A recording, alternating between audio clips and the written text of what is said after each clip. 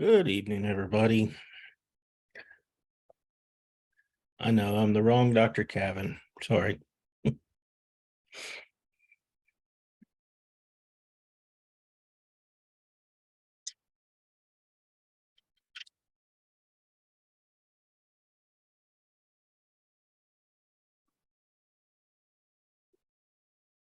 another minute or two and then we'll tell you what's going on.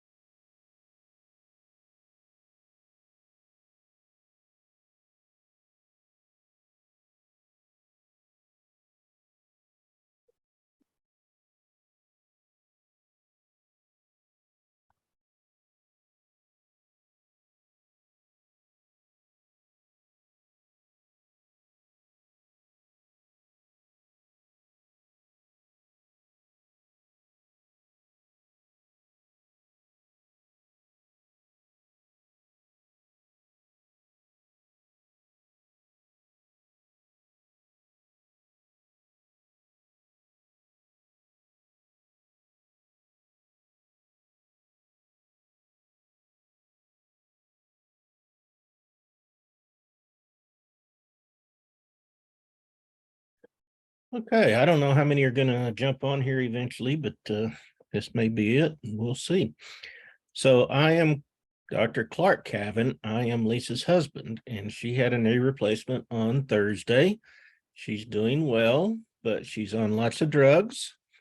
So she thought it might be better if I talked to y'all tonight instead of the hydrocodone.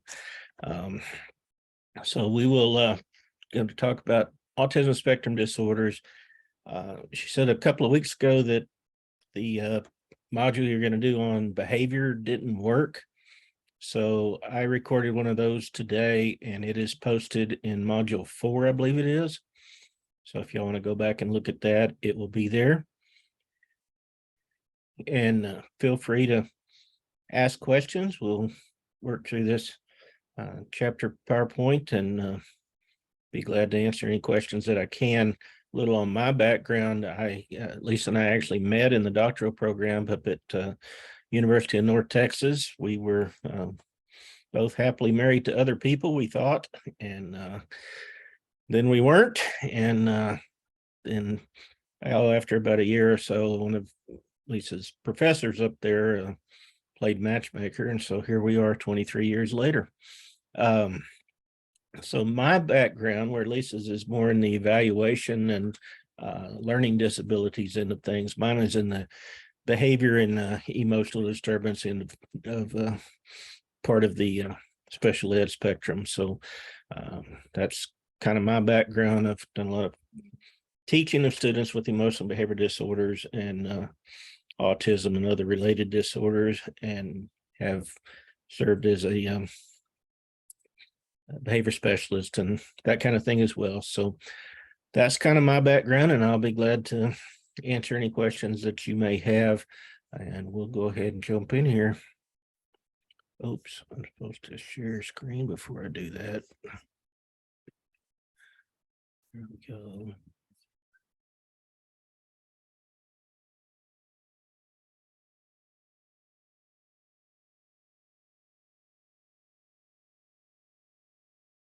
All right, y'all seeing that? Good, thank you. So we're looking at chapter 10 from your textbook.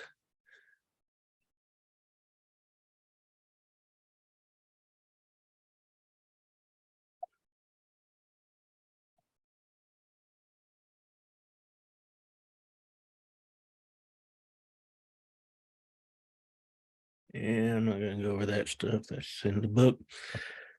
This is kind of a history of autism. Probably the most interesting part of that to me is that 1990, says it was added to IDEA as a distinct category. Before that time, it was in the same category as emotional disturbance. It was actually one of the emotional disturbances. And then when they reauthorized IDEA in 1990, they moved it into its own category. So since then, it has picked up a lot of momentum. We used to say it was one of the low incidence categories, but it has picked up a lot of popularity. It was very rare to find someone who was labeled as autistic, and now there's bunches of them. And some of the research is saying is probably as many as 1 in 20 kids. I really have a hard time with that, but I think it is a category that's going to continue to grow. And we'll talk about some of the reasons for that as we go along. The IDEA definition is that it is a developmental disability that significantly affects verbal and nonverbal communication and social interaction, generally evident before age 3, that adversely affects a child's educational performance. So it is first and foremost a disability of communication. And if it doesn't affect their educational performance, then there's really no need to diagnose it. My youngest daughter probably, I guarantee you that I could find a doctor who would put her on the autism spectrum, but she was an extremely smart kid and worked hard and, didn't have as many friends as we might like and that sort of thing. But she always did well at school. There was never an educational need. She didn't, have a problem with people. She just didn't really need them. She has since earned her master's degree and is working a corporate job as an industrial and organizational psychologist for Walmart corporate offices. And she loves it when they will let her do her research, and she will put out a survey of Walmart employees and get 400,000 responses back, and she loves to just sit in the computer room and go through all that stuff. It's just kind of her thing. But there never was an educational need, so we never bothered to get a diagnosis. And that's kind of one end of the autism spectrum. The other end is one that we're probably more familiar with in the schools, and that's the low functioning kiddos that actually operate in the MR range. But sorry, we don't say MR anymore, do we? The ID range, and are much more difficult to deal with because of their educational needs. Now, this does not apply if the child has, and let's talk about that term there, EBD. It's kind of a useless term because there's nothing in IDEA about EBD.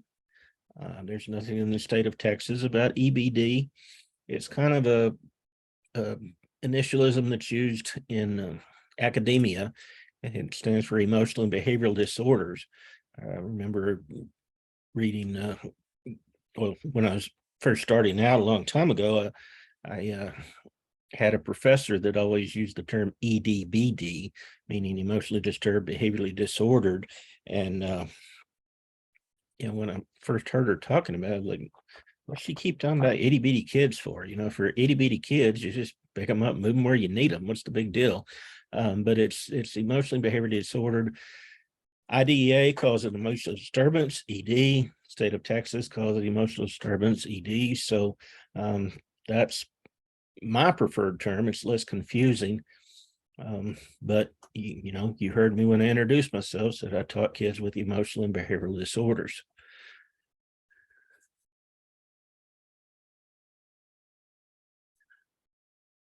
So the definition changed in 2013, and it eliminated many of the specific categories under this broad umbrella We used to hear people talk about he's autistic or he has Asperger's. Well, now they've just thrown all that together under this one umbrella. And when we talk about autism spectrum disorders or ASDs, we're talking about all of these that have a lot in common. Significant difficulties in social interactions, problems with communication. Often there's repetitive behavior or fixated or restricted interest, and we'll talk about some more of those things as we go along. But those are kind of the general catch-all, that all of the things in the autism spectrum disorder will have some amount of this in varying degrees. ID estimates that 0.7% of all children ages 6 to 21 have are on the autism spectrum. 0.7%, that's less than one kid per 100. But the CDCP estimates it's 1 per 68. And boys are 4.5 times more likely to be represented than girls. Native Hawaiians, Pacific Islanders, Caucasians are more likely to be diagnosed with an autism spectrum disorder, while Hispanics, American Indians, Native Alaskans are less likely. You contrast that with emotional disturbance, where African American boys are the overrepresented population in that. Biological factors, genetic, DNA. It's one of those really strange things, genetically speaking, because oftentimes you see it in families where more than one of the siblings have it, but the parents don't. And so it's, there's not really a single genetic factor responsible. There are abnormalities in the cerebellum with motor coordination, balance, cognition, sometimes with the frontal lobes, or social and cognitive, or your temporal lobes, or expression, social cues, memory. So sometimes there's autism spectrum does have abnormalities in parts of the brain. Environmental factors, not maternal neglect, but neglect can influence. So if a mother neglects the child, that won't cause autism, but it might exacerbate the problem. It might make it worse. We find that a positive structured environment helps. And you'll hear people say, well, don't get your kids vaccinated or immunized or anything else because they'll end up with autism. Well, there is no research whatsoever showing that there's any connection there. So, that's been ruled out over and over. In short, we don't know. We really don't know what the cause of autism is. As far as characteristics are concerned, cognitive abilities vary widely. I think you'll find that there are many wealthy people, many inventors who would probably be on the autism spectrum, while there are many that operate at the same levels as a student with an intellectual disability. Oftentimes it is comorbid with a psychiatric disorder like depression or ADHD. There's an over-reliance on rote memory. They'll remember things without necessarily understanding. We had a student many years ago that was in my mother's class. My mother and I actually taught in the same school, both in the special ed department. And a lot of people say, well, I couldn't do that, but it worked for me because she brought lunch. But they have this reliance on rote memory, or they can, I still don't know how this works, but the student that I'm talking about, you could give him a date, like the date that I was born, January 24th, 1962, and he would say Thursday. How that happened, was it strictly memory? Could he do some calculation that quickly? But any date you would give him, he would automatically know which day of the week that was, which, you know, I just don't know how that's possible. I don't think it was strictly rote memory. I don't think he had memorized the entire calendar going back for however far. So I don't know how that happens, but it's interesting.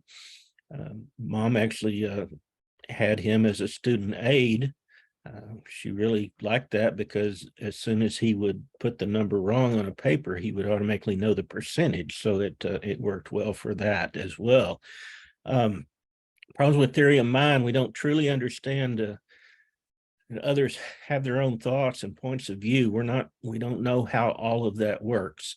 You know, we've often heard the questions like, how do I know that the red I see is the same red that you see? You know, it's one of those things where we really don't know what's happening in someone else's head. There are challenges with problem solving. Using one of the strategies or difficulty retrieving strategies, and this especially happens with abstract concepts. They've learned one way to solve a problem and they don't know another. This would be, you know, like if your only tool is a hammer, then everything looks like a nail. So if it's a screw or a nail or a bolt or whatever, you're going to beat it in because that's the only tool, that's the only strategy you know. So there's just a whole lot that we don't know. We do know some of the characteristics or language disorders, delays, failure to use language, a lack of desire to interact. I was telling you about my youngest daughter when she should have already been talking. She talked, but it was basically not intelligible. Now, on the other hand, her older sister talked all the time. And so when the youngest would say something, I would say, I don't understand. And the older kid would basically interpret for her. And I was like, is that what you said? Uh-huh. You know, I was like, how does this even work? I still think that the oldest kid just did that because she wanted cookies and she could blame it on her kid, on her little sister, you know. But we heard about a kid the other day. He's 3 years old. He hasn't talked yet. Well, you know, that's a language delay that I would be certainly looking to see if there were other characteristics showing on the autism spectrum disorder. Proxemics, socially acceptable physical distance. This is, you know, not knowing my bubble. Either you're inside my bubble or you won't come near me. When you try to talk to me, you stand across the room and holler, you know, that sort of thing. More often we see that when you get into my personal space. And people with autism sometimes don't even seem to realize there is a bubble. Unusual traits in language skills, immaturity, frustration, communicative intent. They may not try to communicate. If they want attention or interaction, they may just want it but not communicate that. Others you'll see with the echolalia, where you'll say something, they'll repeat it, and that will happen. It doesn't seem to be meaningful communication or conversation. It's just them repeating sounds. We sometimes call that parroting. And then prosody is a monotone or a sing-song type tone rather than a normal flow of voice. Other behaviors that are characteristic are what we call self-stimulatory behaviors. We call these stereotypical behaviors. It says with no apparent function, maybe stress. I think that there is a function. I think it's doing something to calm that person in a way that we don't understand. But you might see them, you know, rocking back and forth. You might see them you know, flapping their arms. Those are some of the more socially acceptable ones. I've had students before that would get frustrated and bite their arms to the point that they just had sores and calluses all up and down their arms from biting. We'll see them hit themselves or run into a wall, bang their head, different things that can be very destructive and harmful to self or maybe even to others. Have trouble with generalizing, can't transfer the information to new settings or new individuals or new conditions. This reminds me of the story of the man who was teaching his students that how to use the public transportation system. And so he, in the room, got these refrigerator boxes and made a town and made a sidewalk, and he made a bus out of cardboard, and the kids would take turns and they would get in the bus and they would push the cardboard bus up to the stop line at stoplight, and they would get off, and they learned that when the bus stopped that they were supposed to be standing on the curb while the bus pulled up. Then when the bus stopped, then they would then cross the chalk line that he had drawn for the curb, and they would get on the bus. So they had practiced this for several weeks, and they go out to try it, and the bus pulls up, and a kid just starts walking out in front of it. What happened? Well, there was no chalk line. The kid had been taught you stand behind the chalk line, but he got out in the real world. There was no chalk line. He couldn't generalize what they had done in the classroom to what was happening in the real world. This happens in academics. We talk about math and science as two separate subjects, but you use a lot of math in science, and sometimes they understand I'm in this classroom, I do math. I'm over here, I shouldn't be messing with numbers. So it can lead to all sorts of frustration. They also have problems with individuals, transferring information and what they know from one individual to another. They may be overly friendly with someone that they meet that reminds them of another individual that they are friendly with. They have sensory processing issues.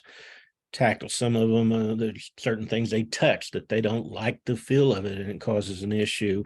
Vestibular is balance, proprioception, visual, auditory, gustatory has to do with what they eat, olfactory, what they smell. Any of these things, depending on the individual that we're talking about, could set them off. And it seems like it's just a huge, how could you cover all these? Well, you can't. And there are certain kids that 2 or 3 of these might be affected, and others that none of them are. Some of them it would be one real strong one. So you've got to get to know the child if you're going to understand how autism is affecting that particular student. All right, in assessing students on the autism spectrum, there's formal and informal assessment of autism characteristics. This includes sensory assessment. A lot of times they will have a survey that's done for the parents and the teachers on what they've seen. Then we do assess the cognitive ability, their academic achievement, their adaptive skills, and this can be done with an intelligence test or content-based measures. Developmental measures, you talk to the parents about when did they reach the different milestones. And most of the time we find with kids who are on the autism spectrum that they hit the milestones later than what's considered the norm. And then an FBA is a functional behavioral assessment. We're trying to determine the reason they are behaving in a certain way. And so you'll do that as you're working with the kid. To get to this, is there a disability? Does this child actually have a disability? And remember, our definition of special education is that they need specially designed instruction to be able to access the curriculum. So we want to know, does the child have a disability? If they do have a disability, does it have a negative impact on their educational performance? Is the student eligible for special education services? So a person could have a disability that is having a negative impact on their educational performance, but not be eligible for special education. A lot of times that's where what we call a 504 kid falls in. They don't qualify under IDEA in one of those 13 disability categories, but they do have a documented disability that's affecting their educational performance, and they might be served under 504. Sometimes this might be a kid with ADHD. That's not one of the 13 disability categories. Now, sometimes they can be served under IDEA, under the other health impairment category, but oftentimes they can be served as well, if not better, under 504. So we look at, is the student eligible for special education services? And if they do provide those services, will the student benefit? The most important thing here is not that we get a label on the kid. I've noticed that many parents like labels. They want us to name what's wrong with the kid. I had a parent that was always after me about, why is it taking so long to get a label on her child? And she came in one day to my office to talk to me about it, and she had just gotten off of work and she's wearing scrubs. And I said, "Oh, you're in the medical profession?" And she said, "Yeah." I said, "Okay, I get it now. You think if we can name the diagnosis of your student that we can fix it like y'all do in the medical field. Well, if we give little Johnny a label, he's still going to be little Johnny. He's still going to have all the same issues and all the same problems. So let's not worry so much about the label. Let's worry more about getting little Johnny the help that he needs." This says that ASD diagnosis is particularly stressful to parents. I haven't really found that to be so. I think that has gotten kind of popular. Used to, a kid could just be weird and that was okay. But now every strange kid, every kid that not meeting the norms, every kid that acts a little bit different, we want to throw a autism label on them. And that's done a lot of things. We've talked about how the field is a lot more prevalent than it used to be. And I'm concerned that we have so many kids who are labeled autistic now that we're not really helping the ones who are, or the ones who would have traditionally been, because the field is just being inundated. So it's tough. But a lot of parents, if you have the choice of your kid being weird or having autism, well, let's go with autism. It sounds better. All of our kids were GT in some way, shape, form, or fashion, so that we just knew they were all weird and we were okay with it. It's good.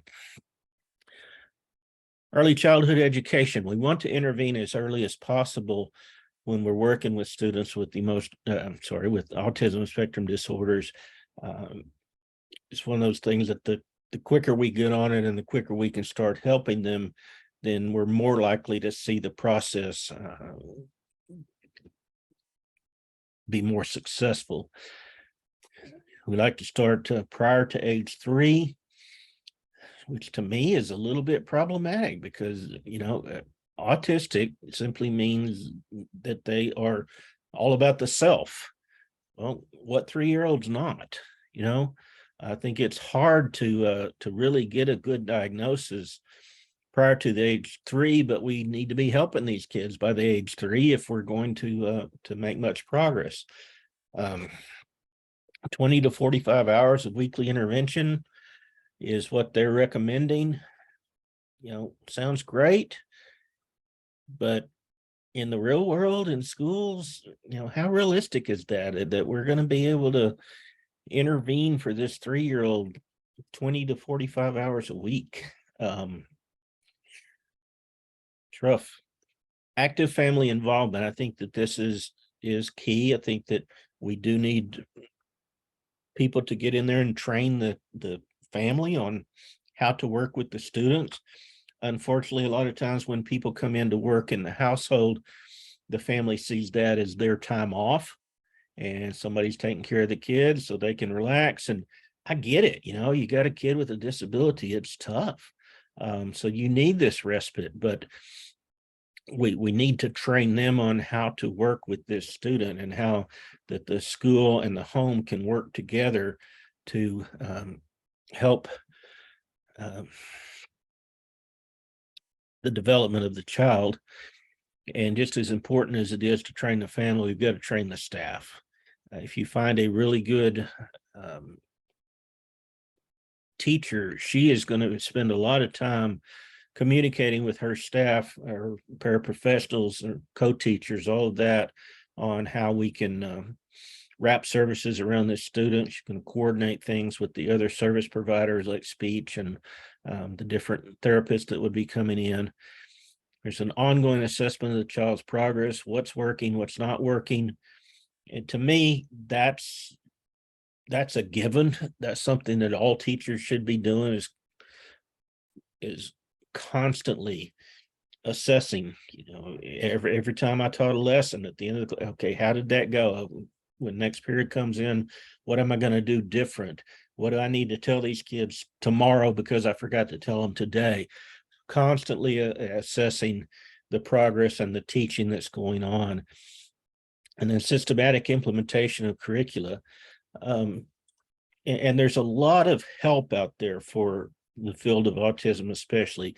The Autism Helper was a teacher who started off teaching students with autism and has made it a business.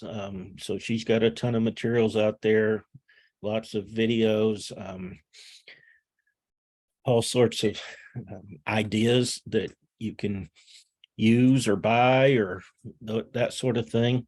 So there's a lot out there from her and many others that are very useful products, where even if you didn't have this expertise coming into it, you can become an expert in it. We need a highly supportive teaching and learning environment. It all goes back to if you feel safe, you're going to be better able. If your needs have, the hierarchy of needs, if your needs have not been met, then you're going to have a more difficult time learning. So we want to be supportive. We want to focus on communication goals. These students may or may not ever go on to college or higher ed or anything like that, but they will be living around other people. And so if they can learn to communicate, if they can learn to tell others what they need or that sort of thing, that should be huge.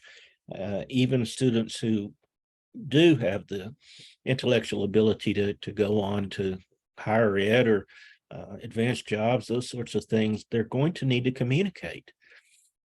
We need to help students apply skills across settings, teach them that these are things that we do. A lot of times a community-based program is great for that. It also needs to be individualized. I mean, we've seen what a giant spectrum this is. You can't say, okay, this is the program that works for every kid on the autism spectrum. No, it's a giant spectrum. So the interventions for each child need to be specialized for that child. Transition planning and assistance for children. What are the goals? What are we going to want this child to be able to do when this child is not a child anymore? When they graduate, what are the plans? What are the goals? Are they going to be able to live on their own at any point, or do we need to think about more of a group home type situation, or are they going to stay at the house? All of those things come into this, and it all goes back to that great communication between the school and the family. When we look at students who are on the autism spectrum, 43% are in a setting away from general education. Now, this varies by state, but this would tell us that almost half are not included in the general ed setting. There's a trend toward inclusion, but there are a lot of challenges that have to be addressed if we're going to have students on this autism spectrum in our mainstream classes. The social isolation. Sometimes we feel bad for them because they are by themselves, but for many of them, that's their preferred thing. They want to be by themselves. They put the auto in autism. What can be more problematic is the repetitive behaviors or obsessions. And sometimes you can use these as a goal or as a reward. We had a student who loved fractals, and he would just sit, if you'd let him, he'd just sit on a computer and look up fractals and watch them as they evolved on the screen for hours. But what we would tell him is, okay, we're going to go to class for 15 minutes. If you behave for 15 minutes in this class and you get your paper done, then you're going to get to come back and get on the computer and you can watch fractals for 15 minutes. So you can look for those repetitive behaviors or those obsessions and let the student work toward those. Focus on a narrow range of topics. Some students on the autism spectrum, they really get into, say, dinosaurs, and they don't want to learn about anything else. They want to learn about dinosaurs. They want to learn everything they can about dinosaurs, but as far as any of the other things that are going on in any of the other classes, much less in science class, we don't care. All I want to know is about the dinosaurs. So got to work on expanding that focus. They often have difficulty with transitions, moving from one class to the next. They can get in a routine, but for many of them, it takes a while. What we really have problems with is transitions that are unplanned. Fire drills, something that's out of the ordinary. Sometimes we have issues if that child's particular teacher is absent that day for whatever reason. So we need to have contingency plans for all of those. And then they often won't recognize the feelings of their classmates. They will say something that someone takes as hurtful. And, we all know middle school girls are just looking for ways to get their feelings hurt. And this kid will be glad to oblige, not even knowing that he's done that. And they don't recognize other people's feelings. So this is when we work with social stories and things like that. How would you feel if, and you tell a story about someone who got their feelings hurt. And so there's all sorts of resources out there, but it doesn't make it easy. It just gives you something to work with. So the inclusion collaboration model is something that Dr. Friend suggests in the book, and train personnel, reduce class size, time for all the teachers to plan together, and paraprofessional support. Doesn't that sound great? I mean, ideal world, I love it, but the reality of making all that happen, getting all the personnel trained up and doing smaller classes, giving them time to plan together every day or every other day, and making sure we have trained paraprofessionals in there, it's great. And I wish that were happening all over the place.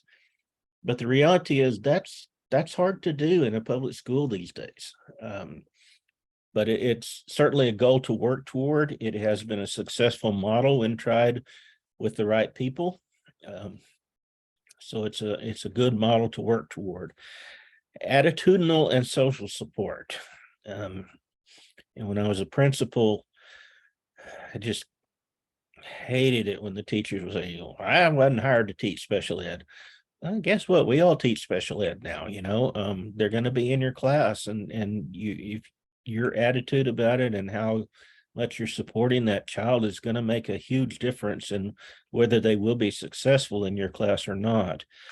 Coordinated team effort, planning, carrying out programs across environments. This often works better if you have a point person that's kind of, this kid is on my caseload and I'm going to make sure that they're where they need to be all the time, and that the adults know what the needs are and what's going on. So it's again, a great idea, but oftentimes hard to make happen in a school. Homeschool collaboration, so much revolves around the communication there. Certainly cell phones and email and all that has made that easier, but also made it more challenging for our teachers. And that, do you ever really have time off? If these parents are calling you in the middle of the night or early in the morning or late in the evening that little Johnny just had a meltdown and I'm not sure we're going to make it tomorrow, so it's, we want to, one side of us, we want to share our number. We want to be open to the parent, but at the same time, we've got to have some boundaries. So, might use a note system or a notebook that goes back and forth. Might, walk the child out to the car in the pickup line and talk to the parent about what happened that day. There's always the different, he got his green stick this week and he got the red light last week, that kind of thing, all these different ways to show whether they were having a good week or a good day. But ideally, we would like to work with the parents on, okay, if he has a really good day at school, I want you to reward him, take him by Dairy Queen on the way home or something along that line, to where the student knows that my day at school has an impact on my evening at home. If I do well at school, I'm going to have a good evening at home. With that sort of collaboration, and then, as you're working on different skills and needs that this student has, work with the parents. What's the most troubling thing right now that you would like for us to work on at school to help you at home? So those sorts of things can be huge, and not only the progress of the student, but the maintaining support of the family. Transition to adulthood. We need to work on skills that they will use after they're out of school. Self-help. Can they bathe? Can they brush their teeth? Can they shave, comb their hair? All those sorts of things that they need to do. Can they fix their own food? Can they be trusted in a kitchen?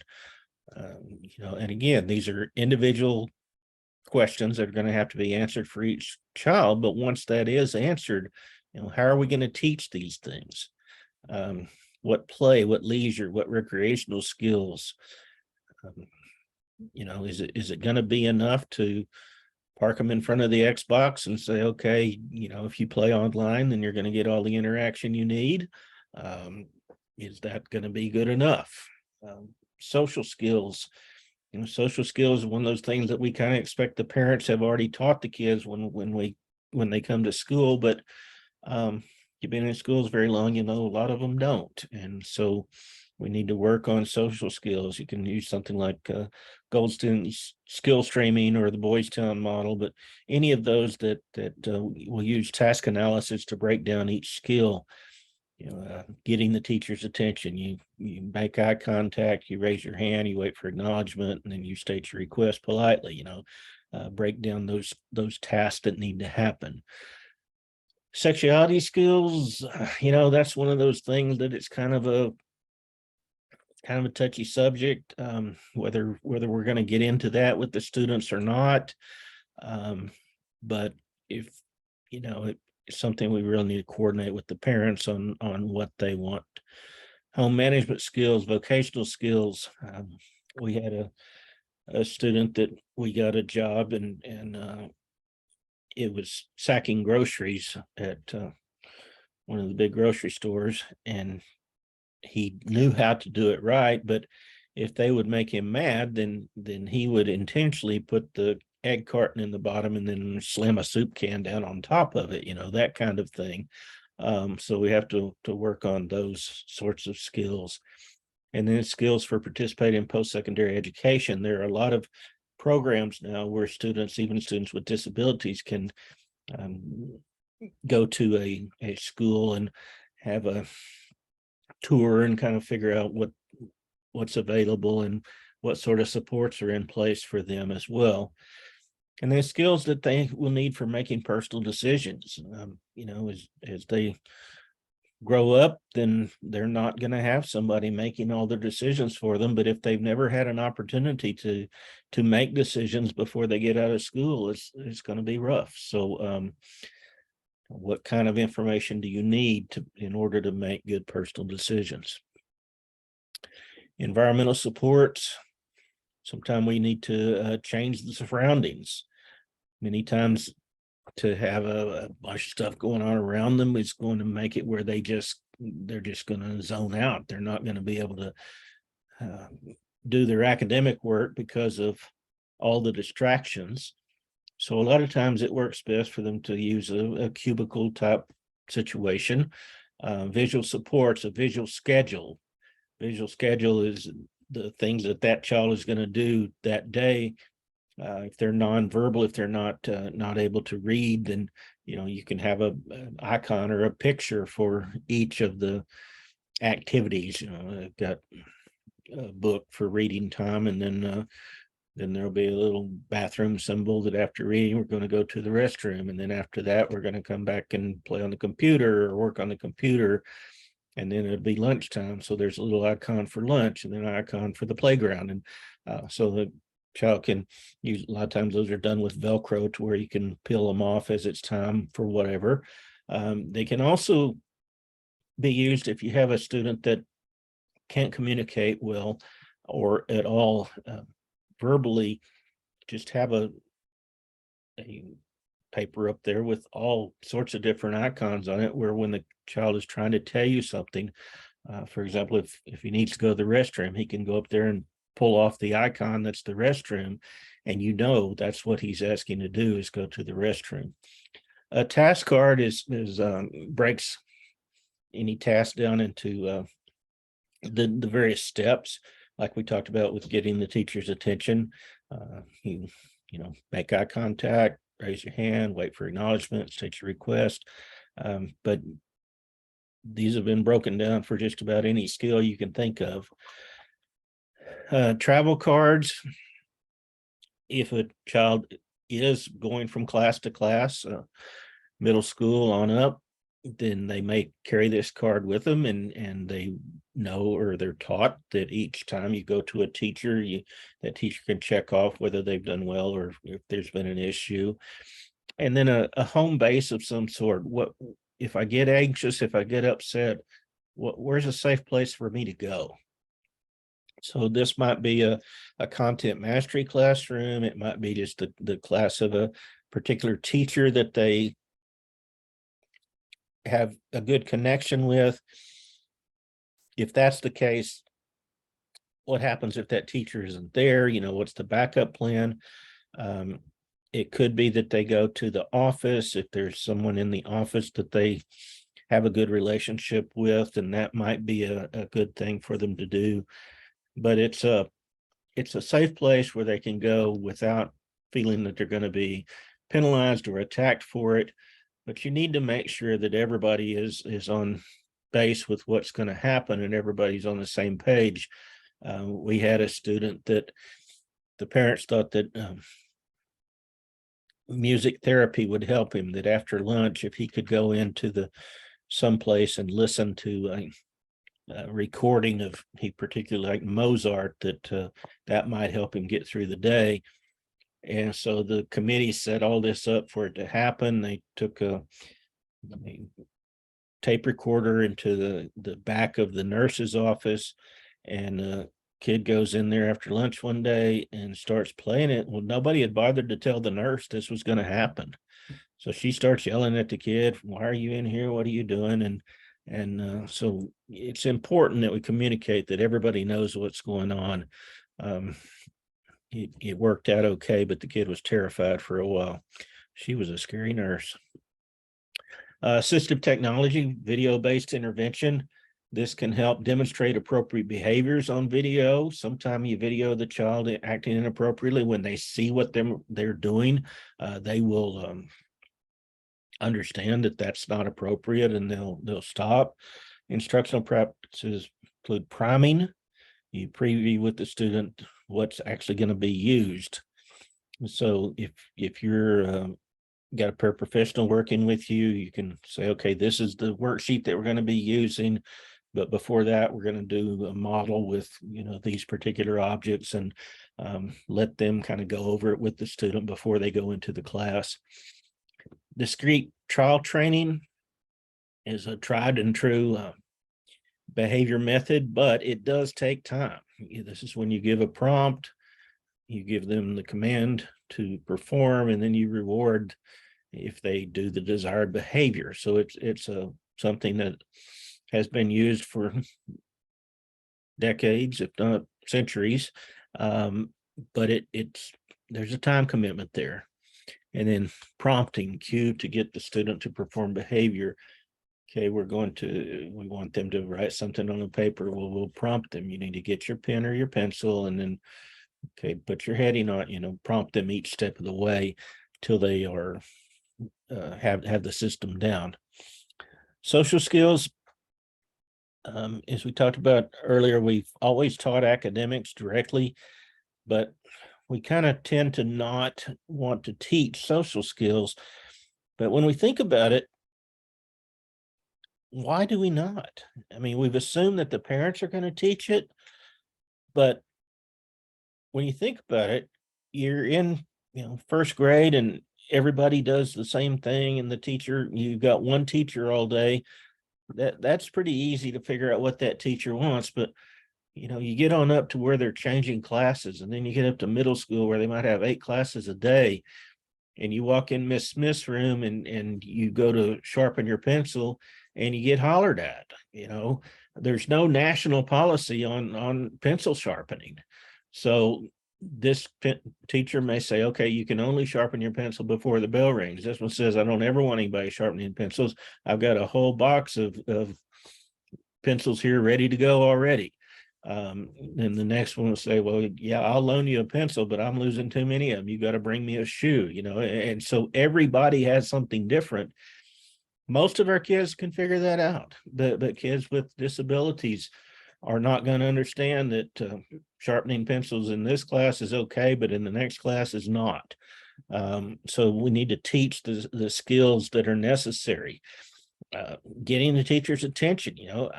I never really cared if a student called out to me, hey doc, what do we do on such and such? That really didn't bother me. But other teachers, if you don't raise your hand, they have a conniption. So we've got to teach the kids these social skills so that they'll be appropriate, but then teach them to watch for the signs. And that's why it's so important that teachers teach their own expectations at the beginning of each year. And then every time that there's a break, teach them again. Social stories are, as we mentioned, they're individual stories to describe a situation from the student's perspective. It's trying to get them to take another person's point of view, which is very difficult for students with autism. And this SOC strategy, situation, options, consequences, choices, strategy, simulation. We used to use one called SOTAs. You have the situation, you have your options, then you look at the disadvantages and the advantages of each and come up with your solution. So there are all kinds of these problem-solving strategies that are out there that you can work through these with these students. Families need information, they need support. They need intensive early intervention. There's going to be a lot of hours, especially at first. We need to get them familiar with the research and the collaboration and this social support. You're not in this by yourself. There are other people who are dealing with these same types of things. And if you think about how this might affect your career, I mean, all of us are educators, but if you get called to your child's school every day for their behavior, that's going to affect your job. So it affects your careers. A lot of stress can lead to health issues, and then relationships. Students that I had with emotional behavior disorders, oh goodness, I can only think of a handful whose original parents were both still married. The stress and strain of all of that, and it's kind of which came first. Did the stress cause this kid to become this way? Did the family dynamic cause this kid to act this way? Or did this kid's actions cause the family dynamic to be as it is? Siblings also need support. We had a poor little girl at school when I was an elementary principal, and her brother was just a terror. He was on the autism spectrum, but he was violent and So she couldn't have anybody over to play or anything like that for fear that he would attack them, which was a very, very real fear. So they're going to need help. They're going to need help in dealing with their brother or sister, but also in, you don't want to be known as that weird kid sister. That's your only claim to fame. They need resources that are appropriate to age, and they need attention from parents. All too often, students who are siblings of a student with a disability are kind of left out. I was talking to a friend of mine the other day who his brothers are twins, and they were born when he was 7.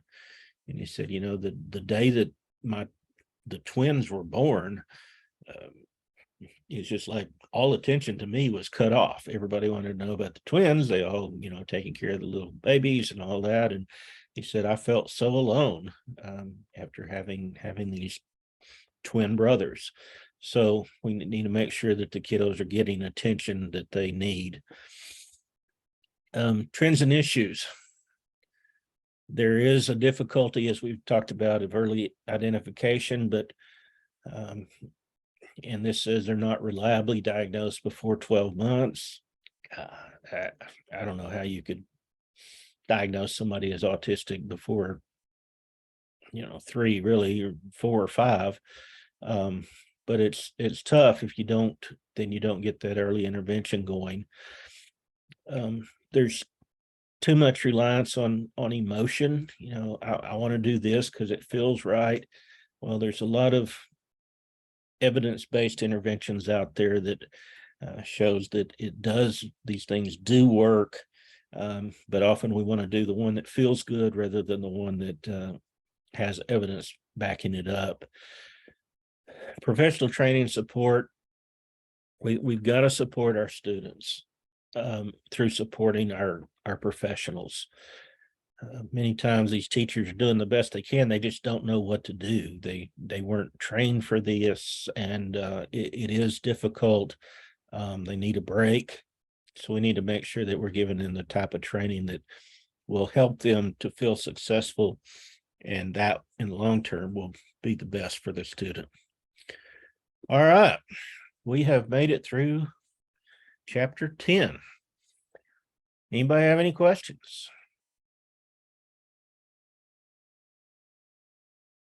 Okay, well, y'all enjoy the rest of your evening. This will be posted at some point as soon as Lisa is alert enough to do so. And you should see her next Wednesday. All righty. Thank y'all. Thank you, Doc. Thank you.